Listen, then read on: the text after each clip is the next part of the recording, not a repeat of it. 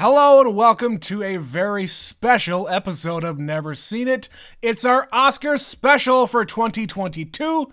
My name is Trent. I'm here with my wife, Betsy. I'm here too! So, Betsy, we did it. All 10 movies. Best Picture nominees for this year. Yeah. Well, for last year.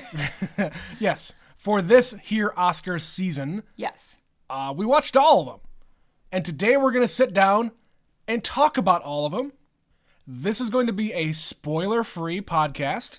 So if you haven't watched all of the movies, don't worry. We're not going to spoil anything important. We are going to talk about them. Maybe some specific things, but we're not going to go out of our way to spoil things. We are going to try real hard to make sure we don't give away everything. Everything.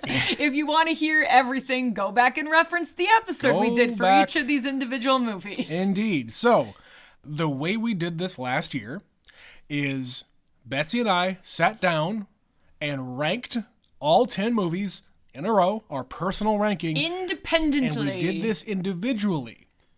I don't know what Betsy has for her list, and she doesn't know mine. We don't share in advance. Yes. So we're going to list every movie in alphabetical order. Yes. Our order is chosen that way because it's just the easiest to keep track of, and it's the fairest. And it's the way that the Oscar Academy actually lists them when they announce the nominees. So let's get started at the beginning. The first movie we're going to talk about is Belfast. Betsy, where did you have Belfast on your list? Out of the 10 movies, I have Belfast at number 4. Okay. So definitely near the top for me. Where do you have it? I also have it at number 4. Nice! I have a feeling our lists will be pretty similar towards the top and towards the bottom. The middle? The in-between is gonna be a crapshoot. The middle is always so arbitrary because it just comes down to little things. But I feel pretty good about the placement of this one. It was really, really good. I was very emotional at times. I thought it was funny. I thought it looked amazing. Like when we both went back and re-listened to our episodes to kind of prepare for this. A few of them, yeah. And one of the things that I was remembering listening to it that I was so impressed by was how every inch of the frame has stuff going on. Yeah. And just the way everything is positioned. You are looking at something in the foreground, but there's something interesting in the background. Right. There are other characters in the background who are actually reacting to things going on in the foreground. Yeah. So I was just really impressed by how it looked. I was really impressed with the overall story. I think I learned some things that I didn't know about a time of history and a part of the world I'm not that familiar with. And I love Kenneth Branagh, and I just thought it was a lovely movie. Yeah. And when I write up my rankings here, I always put a little ditty, like a little summary of thoughts. And I wrote this about Belfast. I said, movies that can teach you something about history, but also give you a personal story at the same time is hard to do. Because you have this overarching story about what is happening in Northern Ireland, but you also have this family. We got this little kid and his parents are going through some personal issues, some professional issues, and some grandparents are also there. So you have to interweave the overarching story with the very small, minute details. And I think he does a really good job. Yeah. And for a part of history that I'm not very familiar with, it made, I think you and I both very interested to learn more. Absolutely. Like I think we scoured a bunch of Wikipedia entries. We immediately Googled it.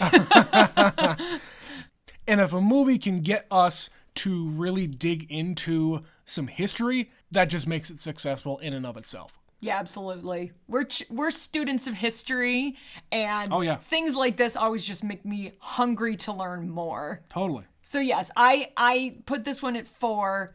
I think that's a good spot for it. I don't think it was my absolute favorite of the year. I definitely think part of my thing that I rank these is would I rewatch it? I would definitely rewatch this movie.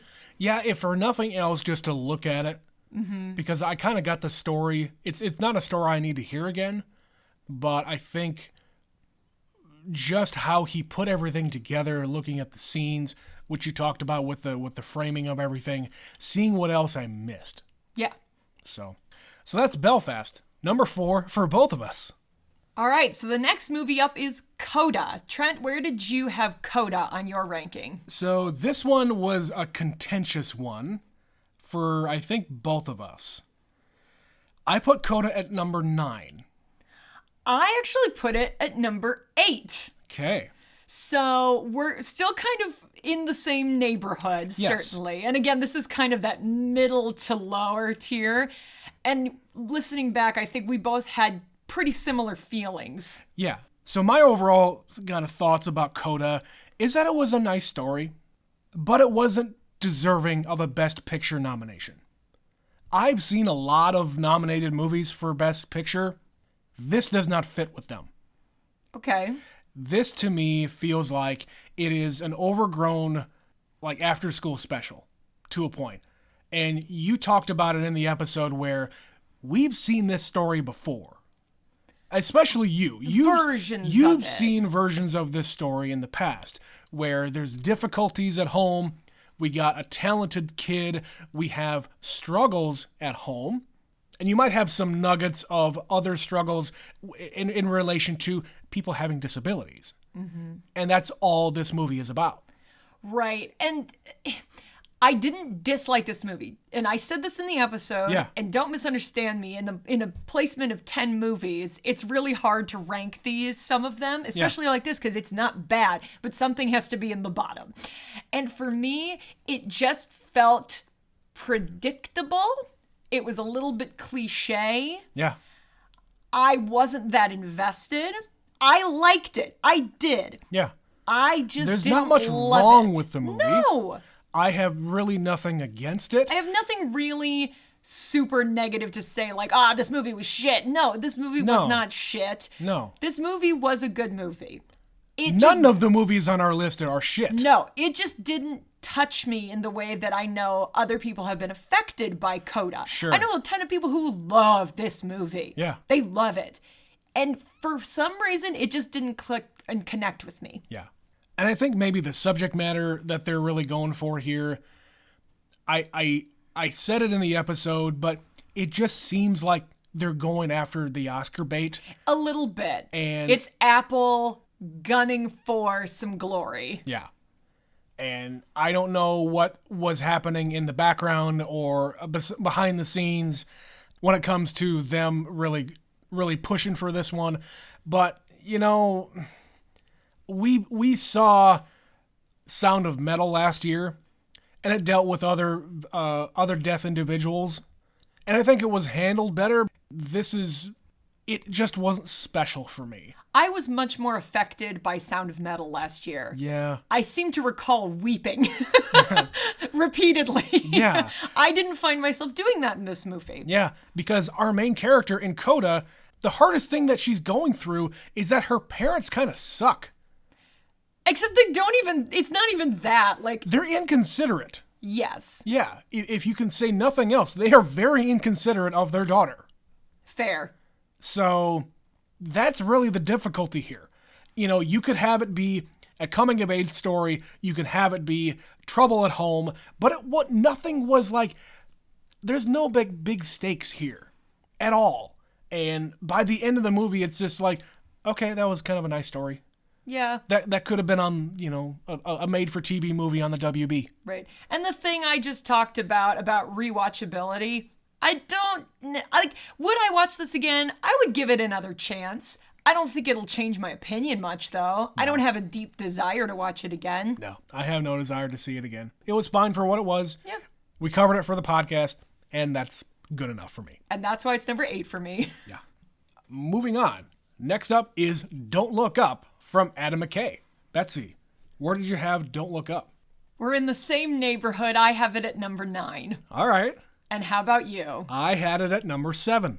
Okay, so again, kind of in that bottom half. Yeah. So My whole thing with this movie, and I don't think we talked about it on the podcast, but I thought about it after we finished recording. Okay. So the last two movies that Adam McKay has done that have been nominated for Academy Awards. The first one was about the market crash, the housing crisis. Okay. Then the second one was about Vice. Those were things that happened for me several years ago. Yeah. We're removed from it. Yep. This movie is a big metaphor for climate change. It is dealing with a lot of very topical issues for right now. And I was so infuriated because of the accuracy and just how real it feels. Yeah. That I couldn't enjoy myself. And I think that's what bothered me about this was it was too close to home. It's too real. It was too real. And I was just annoyed. I was just infuriated. And I'll say, I think, I said it in the podcast, I think this was really smart, and maybe it's just too smart for me. But in the here and now, I had a really hard time enjoying it. I didn't laugh. It's supposed to be a comedy. I didn't really laugh. Yeah. The whole 2-hour movie. I definitely laughed more than you, but I think it's because I enjoy his style of writing, his style of comedy in these more serious types of movies, in the more grounded movies that he's done. Now, going back to what you were saying about it being a little bit maybe too smart for its own good.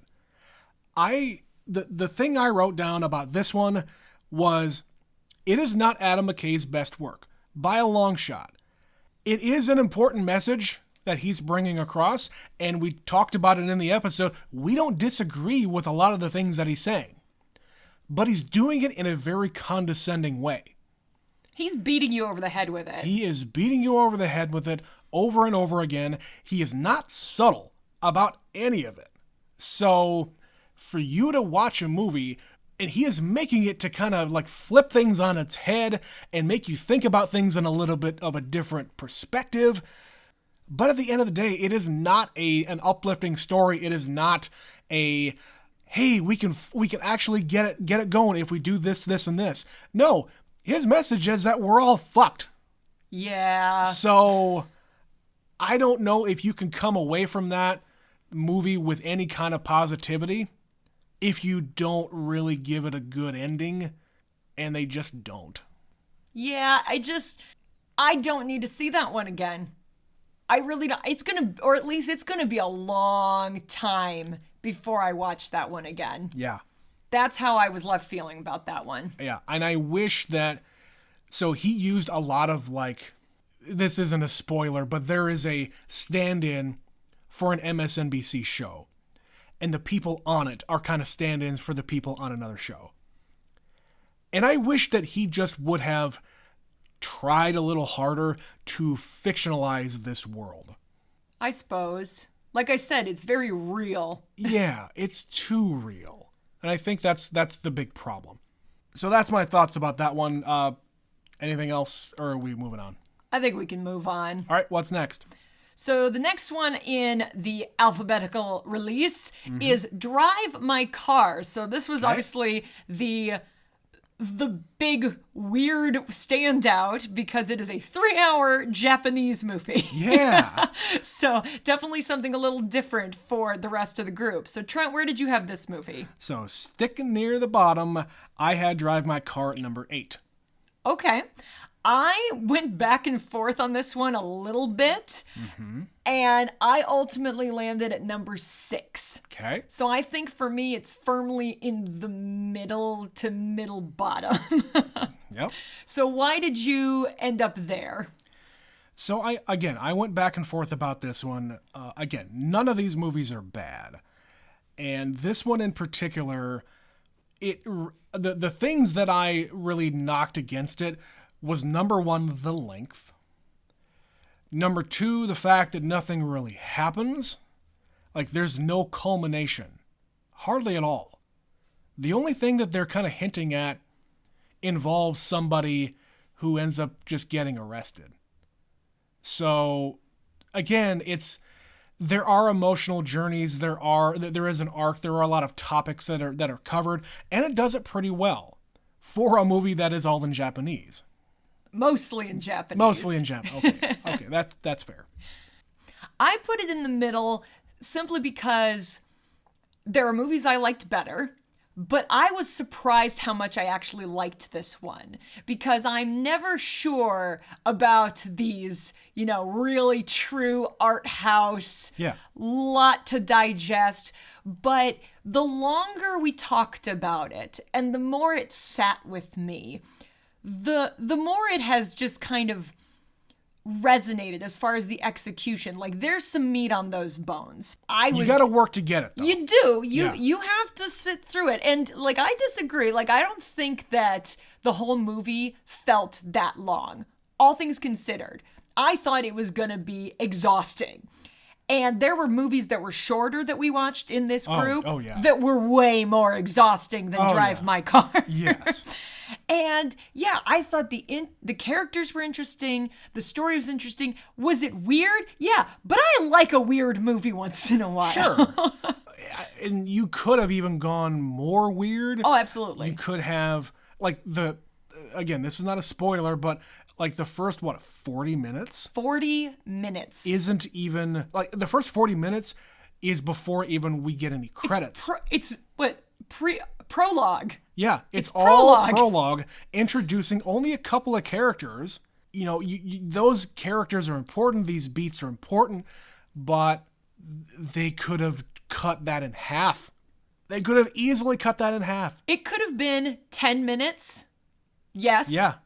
But they gave you the depth and the exploration of these characters to give you something to relate back to later in the movie. Yeah. And that's the whole point, is they needed to tie it together to what happens later. All the stuff is important in it, but you could have, unless this is just what they were going for, they wanted to have a slow burn to whatever the conclusion was.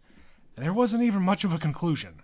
So, that all being said, again, I didn't hate it. I think there were some really great scenes. Just knock it out of the park kind of stuff. And I was very, very impressed with that. But overall, as sitting down, looking at the rest of them, it did not rise above pretty much all of the other ones. And if you listen to any of the other episodes, you're going to know which is our bottom here, and we'll get to it eventually. But the rest of these, I had a really hard time ranking. Yeah. The ones in the middle are very difficult to rank. Except for my top two. The rest of them were very difficult for me. So that's Drive My Car. Betsy, we're still in the D's. There's a lot of D's. We have one more D movie, and that is Dune. Dune. What did you think about Dune?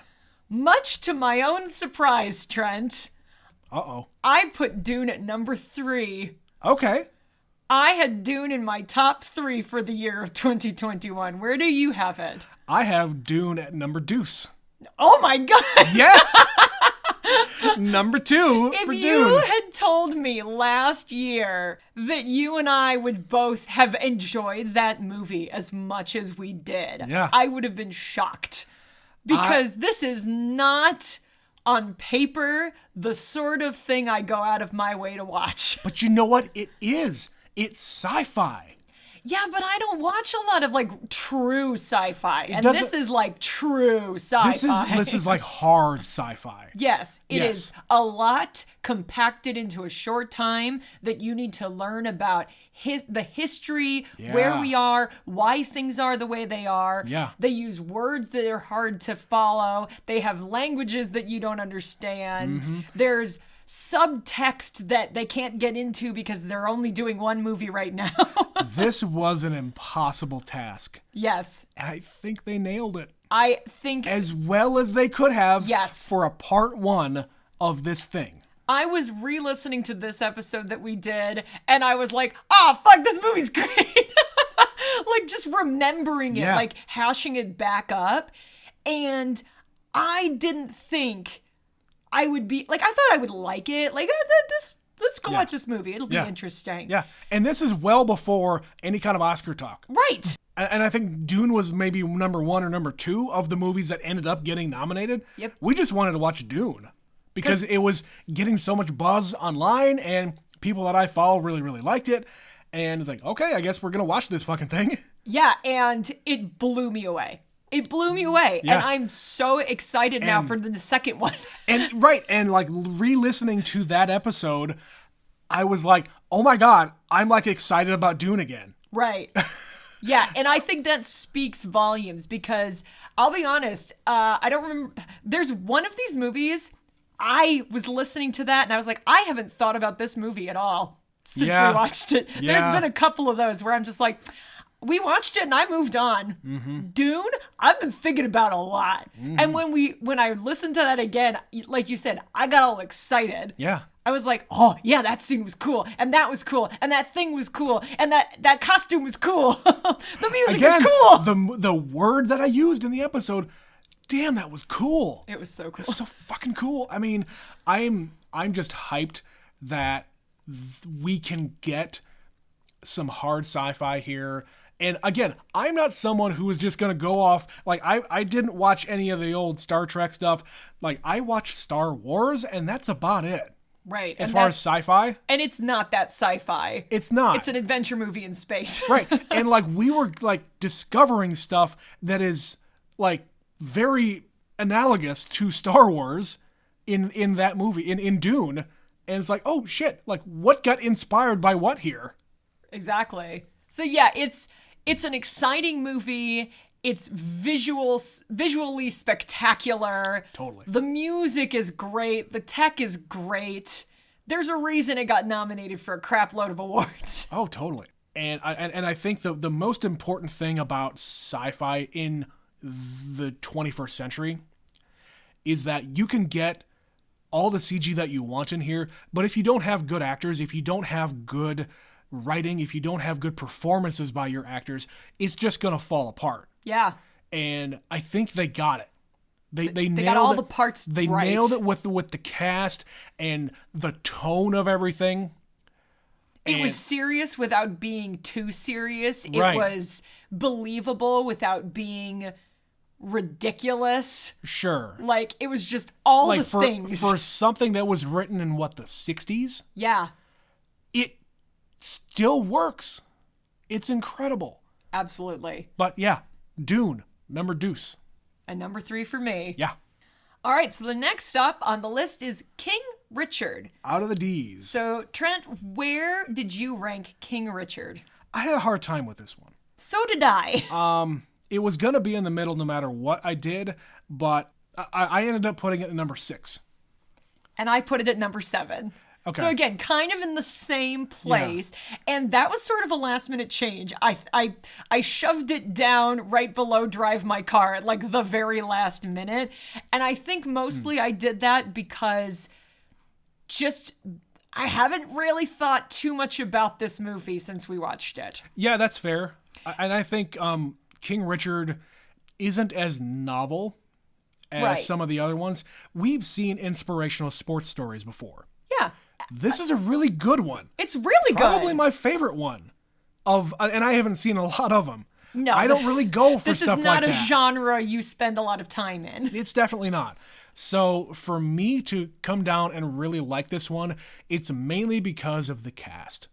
Absolutely. Because the strength of this movie is the core group of actors. The girls, Will Smith, the mother, and 2 of them got nominated for Best Actor and Best Supporting Actress. Yep. So there's something.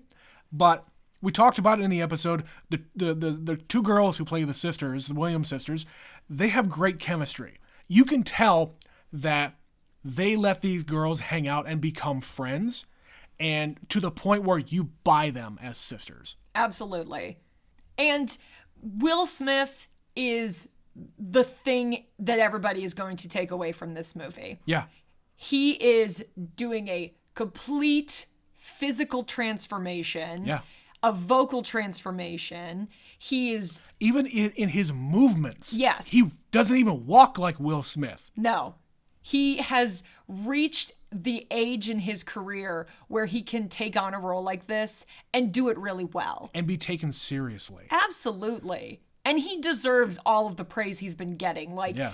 I was saying that, you know, he's at that age where it could be considered a token nomination. He's been nominated a bunch of times before. Yeah, a few times. But he also deserves to win it. And I'm happy to see him in a movie like this. I'm happy to see it was well received and well executed. Yeah. You could have a great performance like this and the movie could be terrible. Oh, totally. But this movie's- People have won for performances in bad movies. Absolutely. But this is not that. This is a really good movie. Yeah. I just didn't spend a whole lot of time thinking much about it after the fact. Would I watch it again? I think I would. I think this is something, if we Probably. were flip channel surfing Yeah. and it was on and it was just the beginning, I'd end up watching the whole thing. It's Betsy and I's hotel litmus test. So if we happen to be in a hotel and we're flipping through channels because we don't have cable, but if we're in a hotel that has cable, we're flipping through and we see a movie that we know and we don't have to pay attention to it, we'll put it on. Yeah, we watched The Matrix the last time we were in a hotel because why not? Right? Why not? But yeah, this is definitely one of those where if I turn it on and I'd be like, oh, it's King Richard. Yeah. If we happen to see this on TV, yeah, I would throw it on. Would I like buy this movie? No. Nah. This is it's on, why not kind of a movie. It's like, hey, I remember that movie. It was good. Let's watch it. Anyway, so Betsy, next, Licorice Pizza. Oh boy. Licorice Pizza, Trent? Licorice Pizza. You want to talk about Licorice Pizza? Let's. This is number 10. This is number 10. This has earned its place at the bottom of my list. Bottom. Is this also your number 10, Trent? Oh, hell yeah. Easily with a bullet. So when I first started making my list, my top and my bottom was very easy to make. You made number 1 and number 10 and then worked your way in between. Uh-huh. Yeah, I just had so many problems with this movie. I would say of all the movies on the list, this is the only one where I didn't enjoy the movie. You actively hated it. The longer I thought about it, because the long and short of it, guys, again, trying not to get into it too much and avoiding spoilers, I can't really spoil much because not a lot happens. This is more one of those, I have made a movie about a time and a place. Yeah, it's a moment in history. And if you weren't there and you're not in on the joke, then what is the point? Yeah. And there are just some elements about the characters that bothered me so deeply that I was It's kind of unforgivable. I was very frustrated to the point where I'm just like, why is this movie nominated? Why? Yeah. Why? I don't really get it either, other than the fact that it's who it is. It's Paul Thomas Anderson, and it's L.A. It's Hollywood. It's not even Hollywood. Except it kind of is. It's like the fringes of people involved in this kind of a place, this kind of a lifestyle. Yeah, it's people wanting to be famous. And, you know, and I think, okay, these are the movies like sins to me. First of all, this movie is just a vehicle for Haim, the band Haim. I'm going to spoil one bit about this movie, and it's not even about the movie. The film, when you press play on your DVD, you are treated with a music video of Haim, the band, of which one of the members of the band is the star. One of the stars, co-stars. And I guess Paul Thomas Anderson directs a lot of their music videos outside of making movies. That's fine. But what the fuck is a music video doing to start a goddamn movie? I don't know. It's not like we haven't seen movies that put a short or something before it. Wes Anderson did that before the Darjeeling Limited. There is a short movie that happens before that. Did it have any... I don't remember the movie. Does it have anything to do with it? Yes, it ties into the movie. It's basically another scene that is taking place chronologically before the events of the movie. Okay, fine. So it at least has context and makes sense. That's fine. And with Pixar, they always have a Pixar short. Yeah, It's like a that's cutesy little, different. it's kind of like an old Hollywood, back in the day when you went to the movies, it was an event, and they would do multiple movies. They would show Sure. cartoons and things. Like Looney Tunes was in the theater. Yeah, and There's I context do not, to and it. I do not equate that with this. This is bullshit. I kind of hated that, and yeah.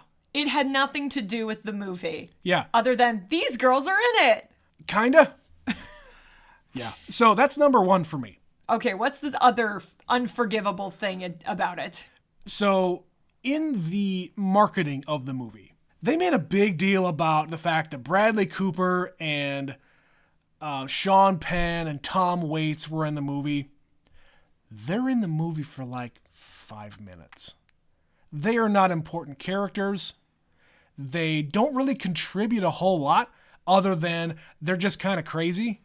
Yeah. You're not actually telling me what this movie is about. You're just telling me that you got some crazy celebrities, bigger stars than the 2 kids who are the actual stars. Maybe if you told me what you're trying to tell me in the story, in the trailer, maybe I might be more apt to come to your movie. But no, you're going to bait me into thinking, oh, these other actors are the real stars here. But all that being said, there's a lot. The worst part is the problematic stuff. Yeah, when they're problematic, they're really problematic. Yeah. And it's not just one thing. It's not just the one that if you just Google problematic things about this movie, you're going to get one main thing. It's not just that. Right. There are multiple things. In 2022, I know we're making a movie about the It's a period 70s. piece. It's a period piece. But there's things that are okay and there's things that are not okay. And I just don't understand the inclusion. And those things do not need to be in the movie. No. They do not contribute whatsoever to the story, the plot, anything. Nope. They're just there Yeah. to make me feel gross. Yeah. This movie, if you take all that out, it's just kind of a boring movie. Yeah. Yeah, maybe that's its biggest sin, is it's boring. Yeah. Yeah. All right. So the next up on the list is Nightmare Alley. Trent, where do you have Nightmare Alley? Going from the bottom all the way to the top. Nightmare Alley is number 1 for me. Ditto. Yeah. I think I expected little from this movie. I expected little and I got a lot. Yeah. So why is it your number 1? Oh boy. It is my number 1 because Guillermo del Toro puts all of himself into his movies. And you can really tell that every single scene for him is a labor of love. He put all the chips on the table. In every scene. Yeah. And it's not just, hey, this set over here, hey, this production design over here. No, it is everything. It is a visual masterpiece. There is something in every frame, every piece of the frame, much like we were talking about with Belfast, but to a much higher degree and a much higher volume. Because there's not much in Belfast, but in this one, there's so much. And for you to be able to pull that off in the way that he did and have everything be coherent is totally impressive to me. Because you can really lose an audience if you throw too much at them, if you put too much on screen, if you don't know what to pay attention to. This movie nailed it. Yeah, I thought this movie was thought out. Like, they had a plan, they worked out every detail, and they executed it to perfection. And that's what I mean. It's a labor of love. Yeah. Because if you understand it and it's in your core as a director, you know how to put that across to other people. Because you as a director don't make the movie by yourself. You have all sorts of production staff who need to help you create your vision. And what better way than to just share that with them? And I think he just did it in a way that everybody was on board with him. Right. And where we watched, there's a lot of period pieces that we watched this round of Academy Awards. Yeah. And where the last one was a time and a place that I was like, I don't give a shit. Yeah. Like, this time and place is fascinating. Like, I was so engrossed of where we were and when we were and who these people are. And it only just gives you little nuggets. And I was entranced. I was shocked. I was scared at times. Yeah. There was funny things in it. There's dark things in it. Yeah. The cast is amazing. Yeah. They're all great in it. Mm-hmm. There's, A-list actors, there's character actors, there's no-name people just fleshing out the cast, but they're also incredible. And yeah, I just think from the costumes to the set pieces to the cars to the music, the script, I was in. I was fully invested in this movie. Yeah. And I didn't expect this to be at the top of my list. I was like, this will be a movie. Yeah. This will be in the middle somewhere. Like, I guess Guillermo del Toro did another movie. Okay. Because, I saw some of the, commercials. Because this kind of came out at the end of last year. They sort of just shoved it out there. Yeah, they just kind of shoved it out there. And, they showed commercials during football games and whatever else. And it didn't really catch me. It kind of looked like a noir crime drama. And just another one of those. Yeah. And it is, but it isn't. It's so much better than that. Mm-hmm. It's so much better than that. Yeah. So, down to every detail. That's why it's my number one. Yeah, absolutely. Absolutely, guys. So that's the top of our list. We got 2 more left. What do you think about Power of the Dog? I have The Power of the Dog at number 2. All right. And where do you have it? I have it at number 3. Yeah, so pretty close again. We just swapped Power of the Dog and Dune. So yeah, our top 3 is the same, except for the order. And I think the thing that these 3 movies have in common is my expectation of what I was going to be watching was incredibly low. Yeah. I didn't think that any of these movies would be things that I liked. Mm-hmm. And I said it while we recorded the episode. The Power of the Dog is a slow burn. Mm-hmm. Slow burn. And you are just kind of chugging along and you're like, I have no idea what the hell I'm watching. And there is a fine line between you being a slow burn and you just kind of fizzling out and me losing interest in you. No. And just...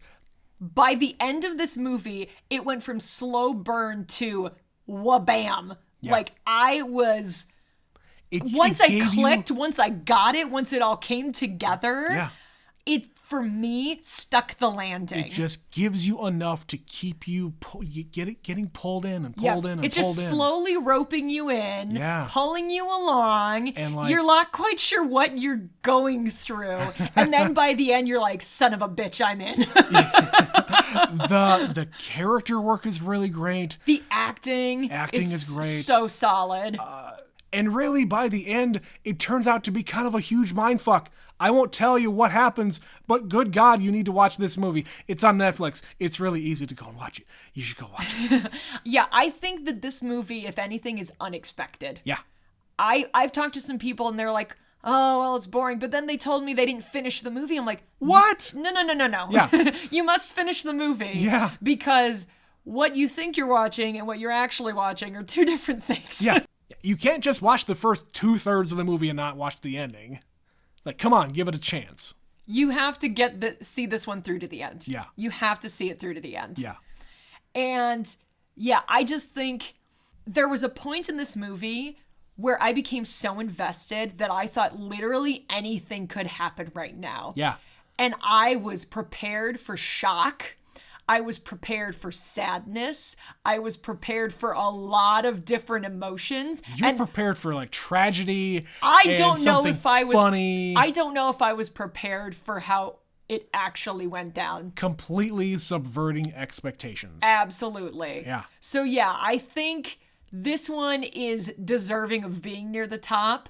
Ultimately, I think it's just squeaking a little bit behind Nightmare Alley for me, simply because the overall impact. If I put the two next to each other, there's so much all the time with one, and there's so much that doesn't happen until it happens with me. The other. Nightmare Alley and Dune are number 1 and number 2 for me.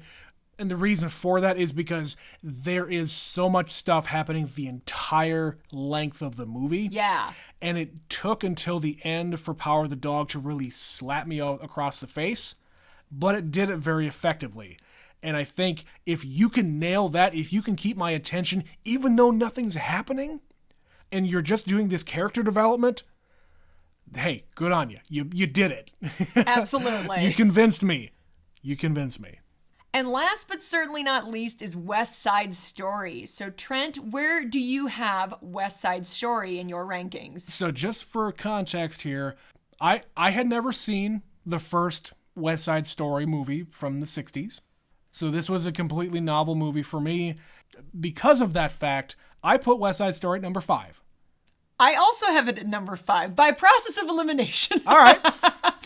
And I think we rank it at number 5 for completely different reasons. Yes. So why is it number 5 for you? So it's number 5 for me because I kind of knew this story going in, but I didn't know all the beats. I didn't know how they got there. I didn't know all like the inspirations of it or like the thematic stuff about it. I just kind of knew, hey, star-crossed lovers in New York City, and there's gangs. And music. That's about all I knew. And it was a musical, yeah. But other than that, I mean, the performances were great. The songs were great. I learned that there were songs in that movie that I knew, but I didn't know they were from that musical. Yeah? Yeah. Yeah, and for me, of course, I had seen the original musical. Yeah. So for me, there's times in this movie it felt like an unnecessary remake, but there were other times in this movie I found myself very invested in what was going on by the time I got to the end. And I think ultimately I probably would have had this ranked lower, but the thing it has for me is rewatchability. And I watched this the first time, and all I could see is, oh, well, they changed this. They did that differently. Yeah. This is consistent. That's different. But now that I've seen it, I think I could go back and watch this again and appreciate it more just as a standalone. Yeah, because I'm sure the first time you went through is you were just looking for all the changes because you knew the first movie pretty well. And you're coming at it from a very different perspective than me, whereas I didn't see it at all. So I was just enjoying it for what it was. And now you would be able to go back and enjoy it for what it is now. Absolutely. I think Steven Spielberg's West Side Story. Yes. It is lovely. It is moving. It is colorful. It is lit great. There's a lot here. Mm-hmm. There is. And I think with this one, what ultimately pushes it up the ranks a little bit for me is the fact that I would watch this again. And I don't think I have to think about that. Yeah. The other ones, I have to kind of go, anything below number 5, am I really going to watch that again? Is that really going to come up on my list very often? Sure. Probably not. But this one, I think will. Because I love music. I love me a musical. And we did 3 of them this year. We did Tick, Tick, Boom, and we did In the Heights as well. We did. Yeah. So yes, you know me. I love a musical. This is something I feel like I could revisit. So that's going to push it up for me in my overall ranking. Okay.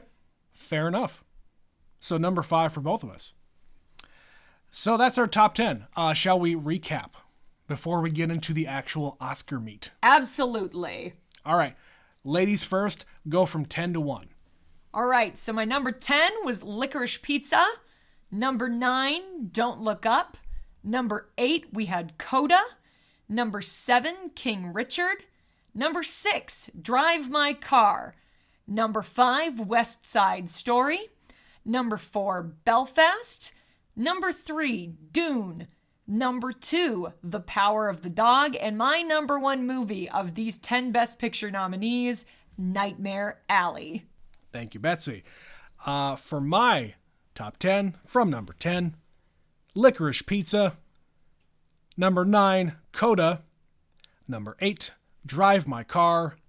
Number 7, Don't Look Up. Number 6, King Richard. Number 5, West Side Story. Number 4, Belfast. Number 3, The Power of the Dog. Number 2, Dune. And number 1, Nightmare Alley. I think it's interesting the years that we have a consensus. It doesn't happen very often. Because it doesn't happen often, but I feel like the last few, as there have been more nominations, we've been a little more in line about at least closer. Our top movies. Yeah, we've been closer. Last year we swapped. Man, I don't know. I don't remember where you had The Father last year. Maybe you had it number 3. I don't remember. I think it was middle or top. Yeah, I can't remember. But you are. Yeah, our sections are about the same. Like the order of 1 through 3 and 4 through 6 and the bottom. Yeah, I think might be a little bit in flux, but the sections are about right. We have tiers, and it mostly boils down to little things. Yeah. And it's our own litmus test of what that little thing is. Yeah. The last time we matched up, and because this does not happen very often where we have the same number 1, the last time we matched up was Little Women. It's true. As number 1. My unabashed love for the film and the book Little Women will destroy any other competition. And of course, and back in 2019 when that came out, I said, that was a pleasant movie. I needed that. It's true. If you haven't watched it, go watch it, guys. It's really good. All of them. Why not? I've only seen the one, but whatever. So this all being said, Trent, what are your thoughts about the race as it stands now? We've talked about this before. The Oscars are weird because they do preferential voting. Yeah. This is how we ended up with Green Book as the number 1 Best Picture movie of the year. Yep. And that was not, in my opinion, the correct choice. Yeah. So I think the prevailing winds are really pointing at The Power of the Dog. So here's something I've read recently in just the last couple of days. Okay. Because there's no real clear front runner right now. There's nothing coming in sweeping. You're right. The Power of the Dog is leading, pun intended, the pack. But I've also been hearing that with the way they vote, with the movies and the race as it stands, that Coda has been gaining steam. Really? Yes, really. I don't know how much weight to put behind that, but in recent days, like in the last 24 to 48 hours, I have heard this, and it has been winning at certain awards shows where it's been picking up a lot of things. So when you factor in those two pieces, it might push it up the list. Is it enough to win? I don't know. Because there are some years where it's like the gritty real movie and the heartfelt movie. Yeah. Like The Fishman, the last time Guillermo del Toro won, it was that, and it was 3 Billboards. Right. And ultimately, Shape of Water took home the big award. Yeah. This might be one of those years because when you're looking at this entire race, you've got some nice feel-good movies, and you've got some more dark, gritty, satirical, real movies. It is a very diverse group. Oh, absolutely. I cannot remember the last group of movies that are this different. Mm-hmm. Like, there's some years where you have like a doubling up of a type of movie. Like last year, we had 2 that were kind of about the same thing. Like they had the same character showed up. We had Chicago 7, Trial of Chicago 7, and we had Judas and the Black Messiah. Yeah. That were about the same kind of time period in the same place and kind of around the same like types of story.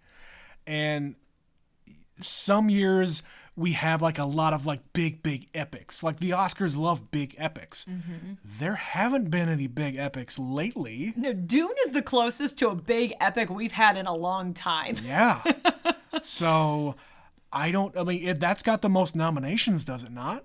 I think Dune and Power of the Dog have the most. Okay, they're tied. I think Power of the Dog has maybe one or two more. Okay, so those are the top two anyway. Yeah, Power of the Dog has a lot more like acting and writing Yeah, and they directing. got 3 acting nods. Meanwhile, Dune got nada for director. Yeah. He got snubbed. Yeah. Which I think is bullshit when you look at someone else who got nominated for a movie we've been discussing. It's true. So, yeah, I think this is going to be another one of those we might be surprised years. It might be Power of the Dog, walks away with it, the end. Right. But there's a lot of really solid movies here. And because they're trying to diversify this category, they're trying to diversify the voting group, we'll see what happens. Yeah. It could be interesting. So what do you think? No, that's just kind of what you've heard, but what do you think?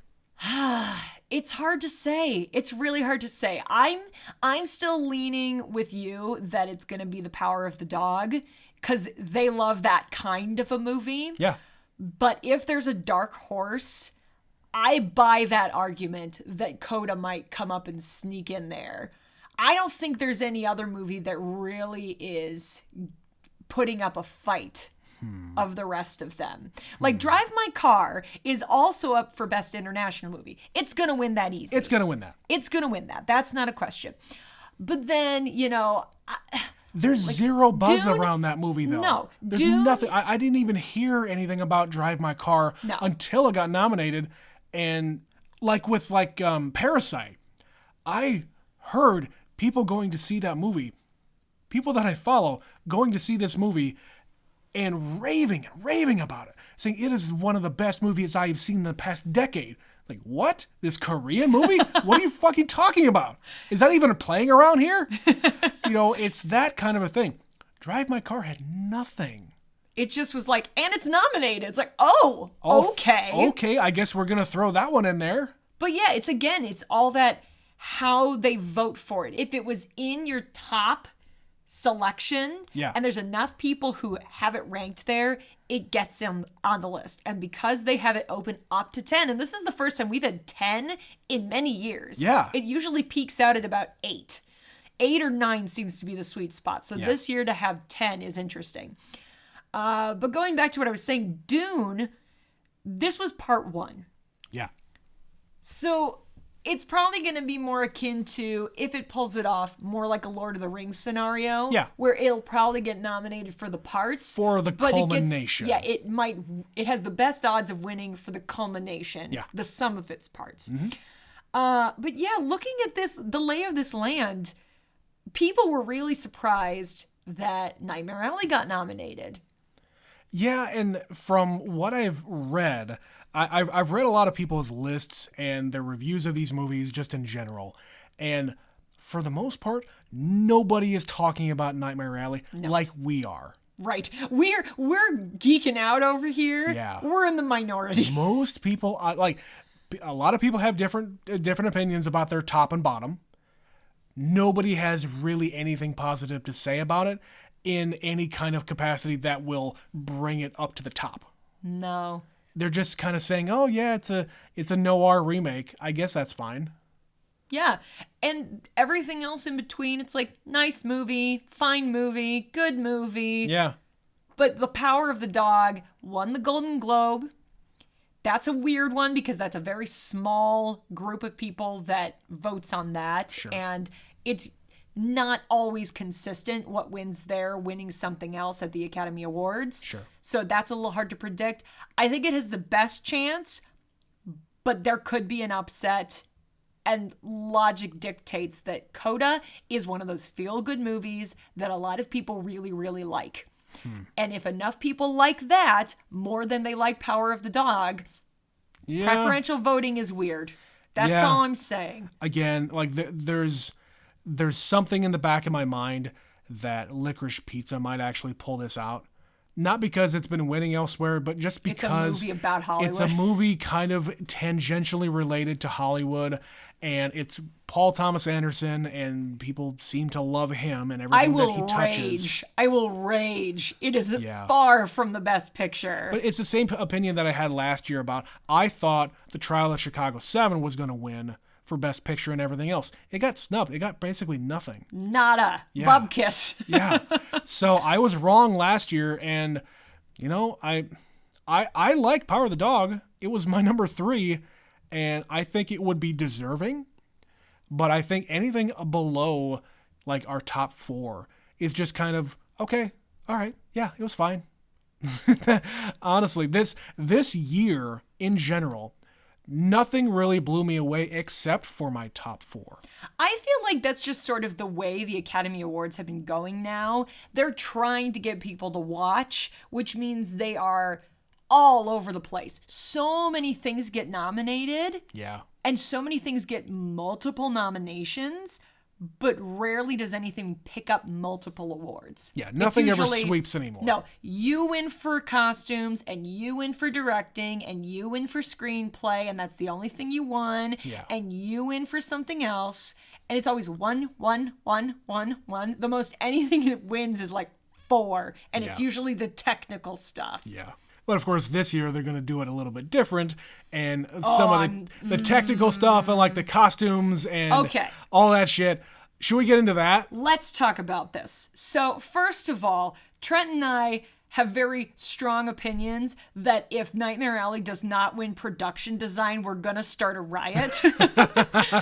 And that award, amongst some other awards, is not going to be in the main broadcast. They're pushing it off to the side. They're going to pre-record all that stuff so that the fucking geeks and like all the weird designers who are going to talk too long and they don't know when to... These are not famous people. Right. Like they can't hit their cue to stop talking. Like we're going to play them off. I know, I understand you're getting a bunch of beautiful people up there to accept awards, but goddammit, give these people their due. I talked about them when we were talking about Nightmare Alley. Guillermo del Toro is just one person. He can't make the movie by himself. No. All of this stuff comes from his mind, but it's got to be executed by everybody else. Yeah, these movies don't just make themselves, guys. Yeah. The director's only one part of it. The entire way a movie looks, it only exists because these people are doing their jobs. Yeah. So for them to be like, these lesser awards will be pre-recorded off-screen and we'll just say they won later. It's still an Oscar. You are still an Oscar winner if you win for sound editing. Like, listen, they have the entire technical awards. There's an entire second awards show that people don't get to see because there's so many other awards they hand out that don't make the main ones. The really minor, teeny tiny stuff that's not worth mentioning on TV. Yeah. But it's a big deal to them. Yeah. And this is beyond like the sound editing and the production design that is normally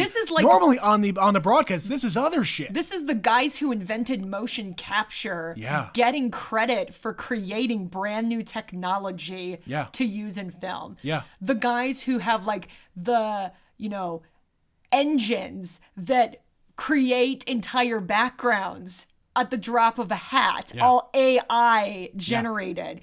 And the way they do makeup and the way they do sound and the way they do all these things. So it's kind of bullshit that they're like, we'll put that in the beginning. And there was a big push recently from like some of the nominees who are out there saying, you guys need to fucking reverse this because this is bullshit. You are shortchanging some of the most talented people in Hollywood who make these movies for you and that just make us look good. And at the time of this recording, it's going to be on Sunday and nothing has changed. No, everything is as it was. So, and this is, it's a big ploy to try to get people to watch. So like last year, I brought this up to you the other day. Yeah. They're putting out, these people are announcing and those people are presenting and these people are hosting. Last year, They had a smaller event. We were still COVID.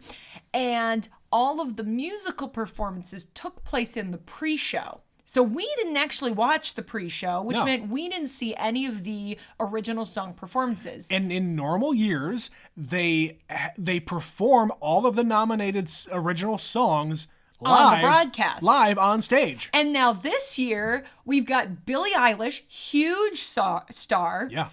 And Beyonce, megastar. She's nominated. And guess what? All of a sudden, we're going to put the original songs back into the broadcast. Yeah. So it's just convenience for convenience sake. Sure. If something incredible that everybody fucking loved was nominated for one of those awards, it would be in the broadcast. Sure. But they're like, no, it's going in the beginning. Yeah, and I just think they need to stop tinkering. Yeah. This award show is almost 100 years old. You're going to get fewer viewers this year than the year before, no matter what you do. And I understand you're trying to make money. There are sponsorships here, and I don't really know much about how movies get made, but I appreciate when I can see, oh, that guy did the sound for that movie. He also did it for that other movie. No wonder I like that. Or like the whole... I like watching the production design nominees just to see how, like, sometimes they even give you some background info. Like when they're actually showing the nominees, they're giving you like behind the scenes stuff. They're giving you like storyboard designs and shit like that. That's very, very interesting to me. I love watching like DVD commentaries and like the DVD extras and shit. Like the behind the scenes stuff, because that's so interesting to me. I've never been on a movie set before. Yeah, you don't even think about how difficult it was to get that one shot. Right. All the work that went into it for 12 seconds of footage. Right. And it took weeks, you know. And the more we watch these movies, the more we watch movies in general, I think about the production of them. I think about, oh man, that must have been really difficult to film that shot in particular. Or you notice, oh, this is a single continuous shot, or the illusion of it. We start noticing things like that, and we start to appreciate it more because we notice it. Mm-hmm. And I really want the people who are making those decisions and making the execution happen, I want those people to be recognized. Because, again, we keep, not to belabor the point, but it's more than just the pretty actors on screen. Absolutely. Yeah. They do a hell of a lot more and they get paid a hell of a lot less. It's true. It's true. Let them have their moment with their golden statue. Right. Speaking of golden statues, Trent, so who else do you think, who do you want to talk about? What are we predicting might happen during the Academy Awards this year? So shall we go with director, or do you want to talk about some acting stuff? Sure, let's start with director. Okay, so for director, all of the movies that are nominated for director are also nominated for Best Picture. That never happens. It rarely happens. Oh my God. This is more consistent with how it used to be, because this category is still limited to 5. Right. All of the other categories here are limited to 5. Best Picture is still 10, which is why a list like this can exist, where all of the directors are also included in the Best Picture stuff. They double dip. Yeah. So, yeah, we've got Paul Thomas Anderson for Licorice Pizza, Kenneth Branagh for Belfast, Jane Campion, the lone woman again, in The Power of the Dog, Ryusuke Hamaguchi for Drive My Car, and Steven Spielberg for West Side Story. So this is kind of an interesting category. You know, you knew Steven Spielberg was getting nominated for this. He is the Meryl Streep of directors. Always the bridesmaid. Rarely the bride. Yes. Yeah, Once Upon a Time, Belfast was leading the way as far as nominations, like buzz, things that people thought were going to go. It was at the top of like everybody's list. And now it's sort of cooled. I would say, for me, the race is between Kenneth Branagh and Jane Campion. I'd say, yeah, that's about right. I think there's a very solid chance that Jane Campion is going to win, because The Power of the Dog. Yeah. If it doesn't win Best Picture, I think stands a very fair chance of winning director. Yeah. I think it's still kind of a crime that Denis Villeneuve is not on this list. Oh yeah. Yeah, I think he is probably the most snubbed Absolutely. out of all the directors of all those Best Picture nominees. Yeah, there were a couple of first-timers for movies that didn't get nominated for Best Picture. Like, there was a lot of talk that Maggie Gyllenhaal might get nominated. Sure. I'm a little disappointed she wasn't, but, you know, you can only have one woman, apparently. We've done it a few times in the last few years. Why go with two? Betsy, a woman won last year, so, Oh, my so God. you can't have everything. You had yours. Lucky me! I'll wait another few years till it happens again. Or 15. this year. I would love it if she won, because that would be 2 in a row. That's never happened. Yeah. Never. And Yeah. it will probably not happen now that I've said it out loud. It's recorded. I want it too badly. It's recorded. But from a practical standpoint, I think Kenneth Branagh has the best chance of getting it, just because he's had that buzz about him the entire time. I've heard nothing about the rest of these guys. Yeah. Like, and again, Spielberg, he was gonna be there. Yeah. If he wins, I'll be amazed. I think he would be surprised. I if think he he wins. would be surprised. Not undeserving.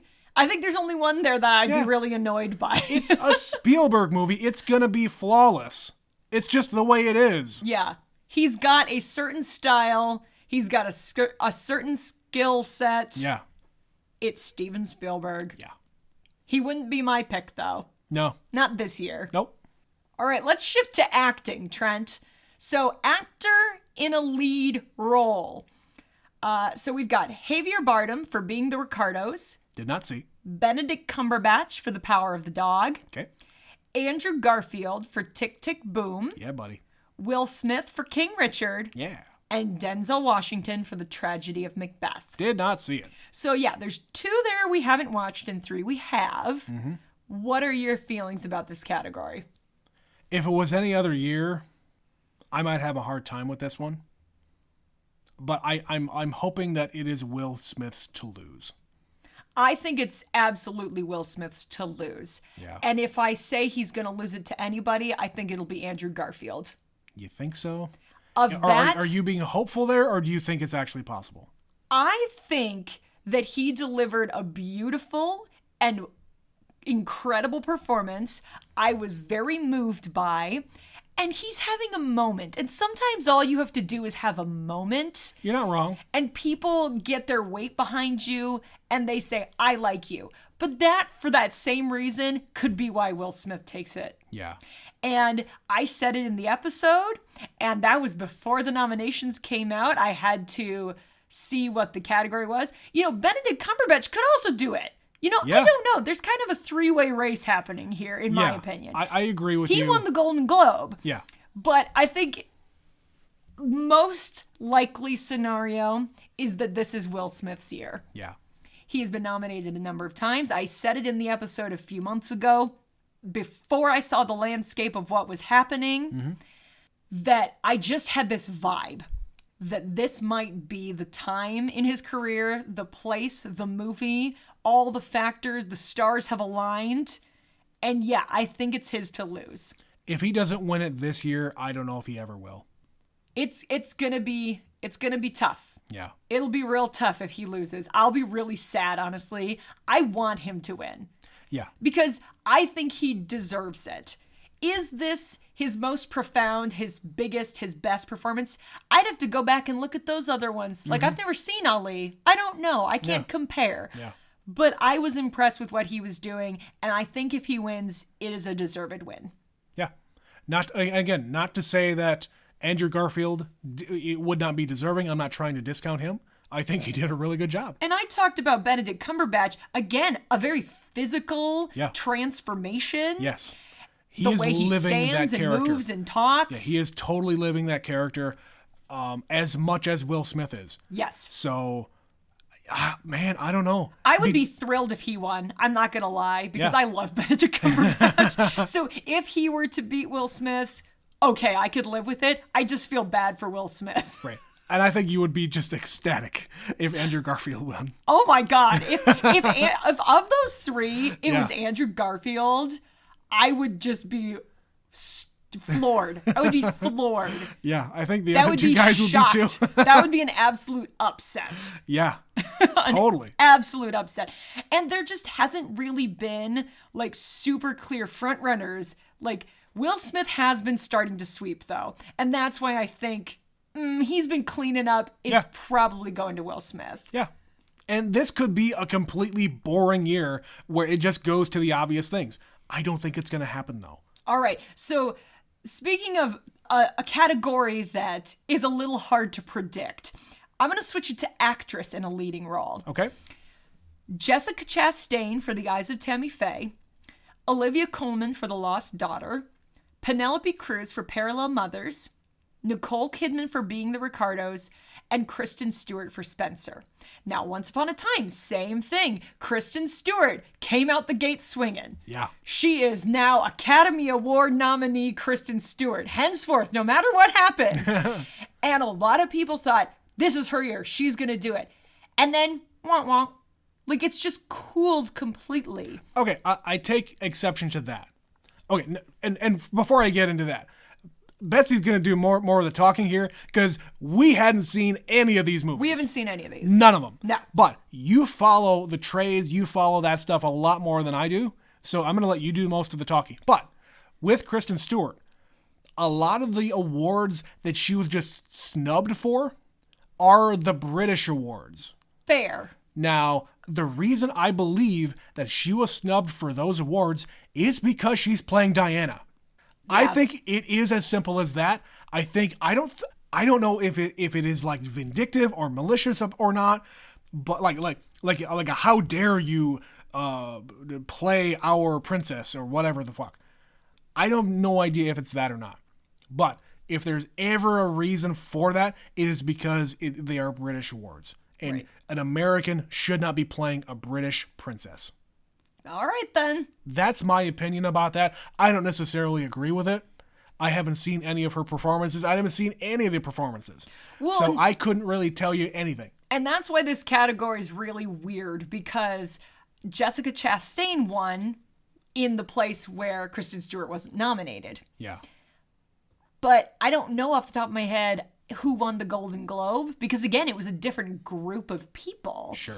And so this one is going to be a little unpredictable for me. I have a friend who said if Nicole Kidman wins for Being the Ricardos, she's going to go on a rampage. Because it's just, why is Nicole Kidman playing Lucille Ball? I don't know. I'm glad that didn't get nominated for Best Picture just based on the trailers. I don't want to watch it. I don't want to see it. I'm not interested in watching that movie. No. Like, it bothers me, Nicole Kidman as Lucille Ball. I get it. I get why she's bothered by that. And I think it's more likely that the dark horse in this race might be Olivia Colman. Maybe she's the front runner. I really don't know. This is the one category I'm going to be taking an absolute shot in the dark for who I think's going to win when I fill out my ballot. Yeah, and I can see why. Because there's no clear front runner to me. Because Kristen Stewart sometimes is winning, and sometimes isn't being nominated. Right. And sometimes Jessica Chastain is winning, and sometimes Olivia Colman is winning, and sometimes it comes down to the 3 award shows right before. So I think there's something like the SAG Awards or something, like a couple nights before, or maybe that just happened. There's some awards show happening right before the Academy Awards that tends to be the real, this is the one we're looking at, and that sort of determines, because it's the Producers Guild, I think. Okay.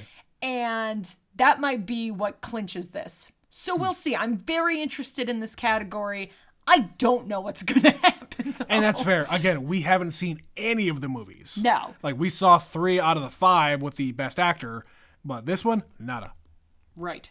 All right, so now on to the supporting categories. So for actor, we have Ciarán Hinds in Belfast, Troy Kotsur in Coda, Jesse Plemons in The Power of the Dog, J.K. Simmons in Being the Ricardos, and Cody Smith-McPhee in The Power of the Dog.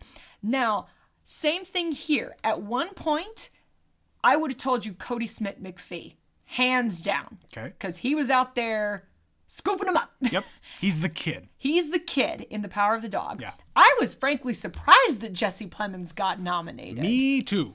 That was a pleasant surprise, but a surprise nonetheless. I like Jesse Plemons as an actor, but I think in that movie he didn't do enough to really merit it, but what the hell do I know? And sometimes these categories are weird. Yeah. The supporting categories are very broad, and you can get nominated for doing very little. Yeah. Very little. I think, however, that Troy Kotsur is probably going to walk home with this one for Coda.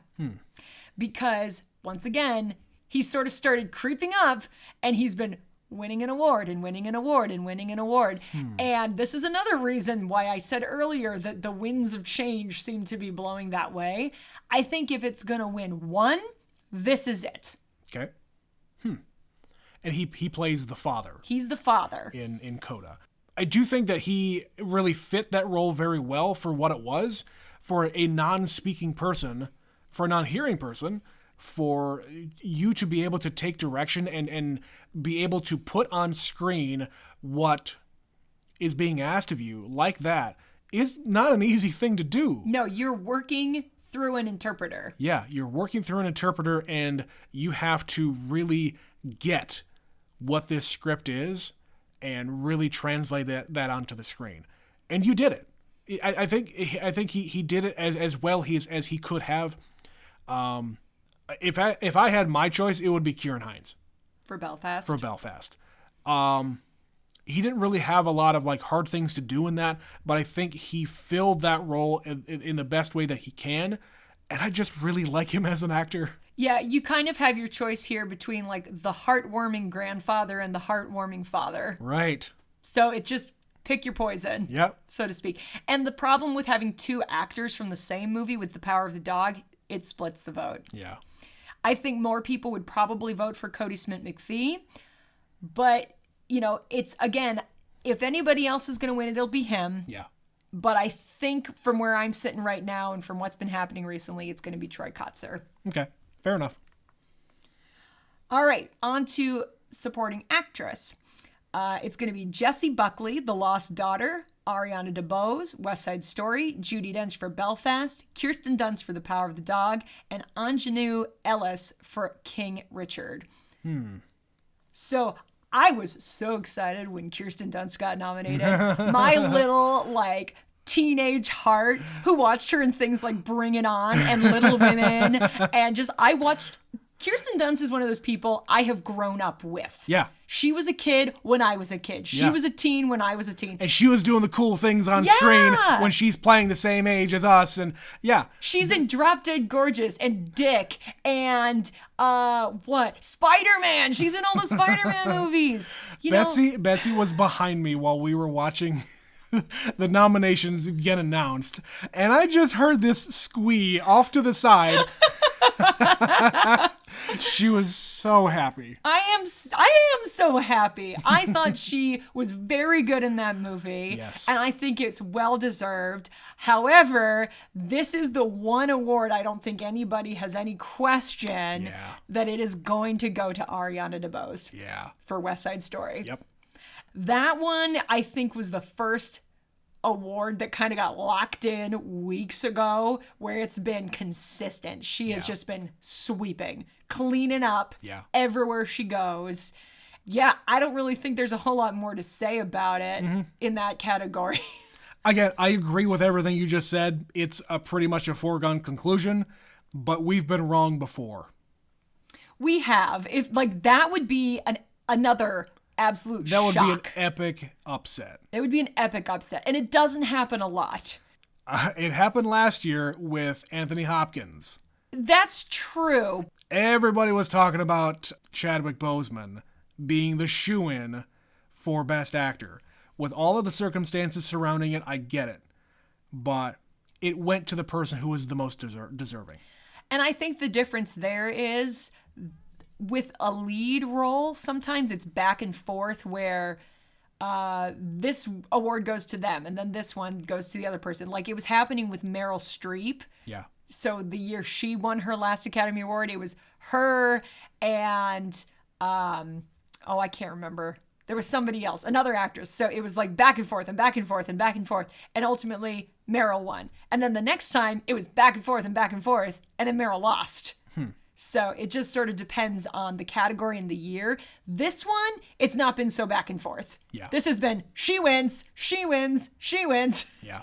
So that's why I feel a little more confident about this one. If she were not to win, that would be the biggest upset of the night. Yeah. Absolutely. Let's just not have it right at the end of the Academy Awards. Oh, God. That was the weirdest twist I've ever seen. And have them not even be there. It's like, okay, we're done. Bye. So yeah, we're not going to get into every other category. Those are like the big heavy hitters. Yeah. There's quite a lot of other interesting races. You know, the screenplay is always kind of an interesting one. Original and adapted. Yep. Score. Original song could get interesting this year. Yeah, like when we're talking about like a screenplay, there are some like dark horses out there where like the year that Kumail Nanjiani and his wife got nominated for their script of The Big Sick, I think that was called. Yep. Yeah. That was incredible. I knew they weren't going to win. They probably didn't know they were going to win. But just the fact that they got nominated for that movie, which was a really cute movie. It should have been nominated for Best Picture. It should have. Worse movies have been nominated for Best Picture. Oh, yeah. That should have been a year, one of those where they expanded it just by one, just to include that one. Wish You Were Here. The Big Sick. Yes. That was my choice that year. Yes. This year, it's Wish You Were Here, Tick, Tick, Boom. Yeah, I think a lot of people would say that, but everybody has a different opinion about which movie that you would take out. What do you get rid of and put Tick, Tick, Boom in instead? Right. I know my choice, but nobody else seems to have the same kind of opinion. So, I do, Trent. I agree with you. Yes. Thank you. At least we have each other. We're going to have our own list. We just did. But we had to rank all of them that they said. That's fair. We have our own award show, Betsy. We haven't watched enough movies that came out specifically last year to have a sound list. Who cares? We have our own award show anyway. It's true. And it's all encompassing. Parameters It's whatever be the damned. fuck we watch. All right, that's going to be the end of the discussion about all the Oscar stuff. But we did want to fit in as many emails as we still had about all of the Oscar movies. All of them from Stephanie, by the way. Nobody else seems to be watching them besides her and us, so hey. Or if they are, they're not contributing their They're not opinions. contributing in the emails. So you will listen to Stephanie. Yes. So Stephanie, you are the honorary third member of this podcast for today anyway. So we've got 4 emails about 4 of the movies.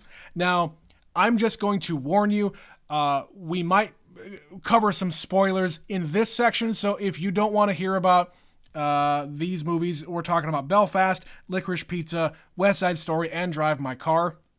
If you don't want to listen to them, don't bother. Go ahead and email us and Twitter and contribute all that other stuff. And listen to the end of a different episode. Listen to the end of the different episode, blah, blah, blah. Or skip ahead now. Yes. So we're going to cover a few movies here that might have spoilers in them. I have no idea. I didn't read these in advance. You haven't read them recently, so. Not recently. So to start off, we're going to talk about Belfast. She says, hey, Belfast is finally available on Amazon Prime. This one was wonderful. I absolutely loved it. I laughed and cried and just loved all of the characters so much. Judi Dench and Ciarán Hinds deserve those nominations for sure. The cinematography was fantastic. There were so many delightful scenes. That little boy is so damn cute. The music was great. Every little bit of this movie was wonderful. Yeah, moving sucks, but having our families close while our daughter is growing up was really important to us. This week we watched another Jamie Dornan flick, Synchronic. It was a decent sci-fi movie with Anthony Mackie. I don't think I've heard of this one. I also haven't heard of this one. Yeah. I have seen a couple others from this writer and director team. They're all pretty good, but I feel like something is missing. We also watched Turn Red, which is a pretty good Disney movie. It takes place in 2002, so boy bands and Tamagotchis. I love it. I've been hearing a lot about Turning Red. We're going to get to that one, We'll eventually get to that one, I think. But yeah, we don't really watch movies as they come out, because we have other things to watch. Especially lately. So that was Belfast. We're going to move on to Licorice Pizza. I have a feeling Stephanie is going to have the same kind of opinion about this movie. Licorice Pizza. I did not enjoy this movie. I am deeply repulsed by their relationship. I was bored by the action or lack thereof. I heard people rave about Bradley Cooper, but he was barely in it and not any better than he was in Nightmare Alley. I felt like Gary was a budding con man or cult leader. His confidence and general persona felt like it could turn shady in the next few years. Yeah, dude, like kid's only what, like 15? Yep. Yeah. Alana was super lost and weirdly naive for a 25-year-old or 28-year-old, whatever the hell she was. I kind of wanted to shake her and say, be a goddamn grown-up already. You don't have to have your whole life figured out. But it is weird that she doesn't have any of it figured out. Yeah. Yeah. Just the fact that, yeah, you're just hanging out with a bunch of teenagers and kids and just doing weird shit. And you're supposed to be the grown-up You here. don't have a job-ish. Or your like job you is do. bullshit. Your job is, like, assisting a photographer who takes pictures of high schoolers. Yeah, that's not a job. That's not a job. That's not even an internship. I agree that the famous people and kids of famous people are super distracting. This movie is way more than 20 minutes too long. I would say it's about 40 minutes too long. I had no idea that pinball was ever illegal. Yeah. It's true, guys. Yeah. There were like 5 partial storylines that could have been told a lot better if you fleshed out 2 of them.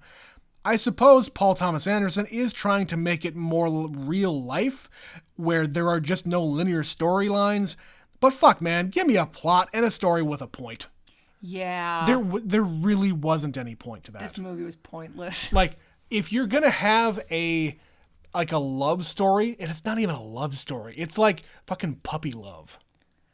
Except it's that. It's like creepy puppy love. Yeah. It's like stalker love. It is. It's more akin to that. It's a stalker thing with the boy and both directions. Right, and it's more creepy with her being eventually interested in him. Yeah, it's just weird. It's just weird. Don't watch that movie. Don't do it, guys. Don't do it. Unless you're a completist. I'm very glad that I did not buy this or go see it in the theater. This deserves worst screenplay by a renowned filmmaker. It does not deserve any Oscars. Not a fan. But you guys are great. We'll save the thanks for later. West Side Story is up next. So good. I really like this version. I was impressed by the cast. My God, Maria is fantastic. Yes, agreed. I liked most of the changes/updates. I really enjoyed the deeper backstory for Tony and the Valentina/Doc switch, where it was a dude in the original movie. Yeah. And it is his wife, who is played by Rita Moreno. Yeah. In this movie. The Spanish dialogue was nice to see, as was the non-binary nod. I liked the new order of the songs as well. The cleaned up language did not bother me that much. Yeah, you kind of mentioned that they took out some fucks and just kind of polished it up a little bit. I just want them to curse. I want it to be gritty and real. Yeah. Like, I just wanted you to go farther. Like, I have this memory. It got a little like silly. Like nobody even back then said buggin' when they really meant fucking. And in the context of 1960, whatever this came out, I can look at it now and go, well, it was the 60s and you couldn't do that in movies. You can do that now. You could do way worse things in movies now. Yeah. And you didn't go there. And that just bothered me. I wish you'd just gone there. Yeah. And in the hands of anyone other than Steven Spielberg, they probably would have. Yeah. And again, it did not bother me because I didn't know the original. So I understand how it is bothering you more. Fair enough. So. Moving on, there were a lot of really beautiful shots. Agreed that the lighting is gorgeous. We talked about a couple of scenes where things were very, very well shot. As she says, I'm not sure this was a necessary remake. However, I did really like it, and I thought the changes were good. And finally, this one I haven't even read before this, so this is all brand new. You're getting the unfiltered reaction. Yes. About Drive My Car. I did enjoy this one, but it is extremely long and I had to watch it in 2 chunks. I agree with Trent that the scene with the young actor and the director in the car talking and then telling Otto's story was fantastic. I loved it. 100% that is the best scene in the entire movie. Definitely. Yeah. I like Chekhov and Uncle Vanya and found that the scene of the actual performance where that actress is signing incredibly moving. I would love to see a multilingual production like this. I mean, yeah. It was very cool. Except for the fact that we saw one. Shut up, Trent. If you didn't listen to the episode, we had gone to see a Klingon Christmas Carol. We did do that. Done in the exact same way, where dialogue that is spoken in the Klingon language is up on a screen, and everybody on stage is actually speaking Klingon. It was stupid and glorious. I loved it. And glorious. Back to the email. Betsy mentioned the universality of the themes, and I feel like that is really where the multilingual approach to the play comes in. Overall, I really liked it. However, it is a bit too long. And then she says, I only have one Best Picture nominee left, which is Coda, but I think I can squeak it in before Sunday. From Superfan Stephanie. Thank you for all those emails, Stephanie. Yes, thank you, Stephanie. Oh, boy. I'm glad somebody else is watching this with us. I feel like we're not the only ones out here doing this. I have friends who do this every year, so Yeah. I know they're out there. They Yes. just haven't made themselves known yet. Right. It takes effort to listen to a podcast. I get that. I hope everybody who listened to this enjoyed it. We always enjoy doing this, even though it's only our second annual. It's true. I enjoy just having the conversation with you and having the conversation with our listeners.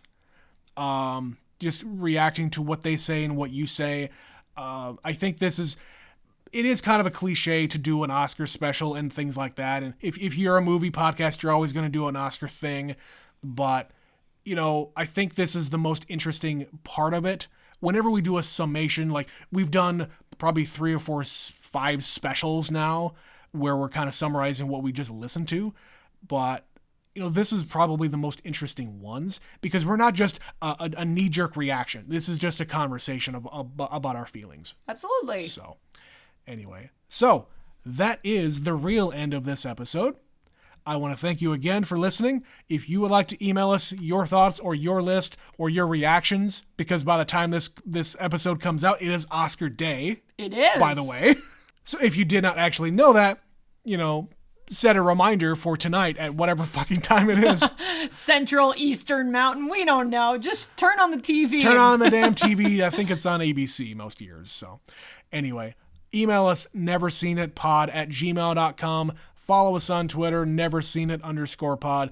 Betsy might even be live tweeting. I don't know. We'll see. We'll see. If interesting things are happening. Maybe. If you want to support the show, we would love you forever if you did so. Click the link in the podcast description about support. You'll be taken to a page on Anchor. You can throw us a buck on there if you want. If you have no bucks to give, no big deal. You can just share us with your friends, put it on your social networks, or you can go on iTunes and rate us on there 5 stars. That apparently helps. But yeah, again, this has been another year of Oscar movies. That's it, Trent. A very unique one. 2022 is in the bag. We're going to watch the Oscars Sunday night. I hope you will too. But until next time, this has been Never Seen It. My name is Trent. My name is Betsy. And we'll see you at the movies. Wait, somebody else said that. Nerd! Wait. Nerd! All right, bye-bye.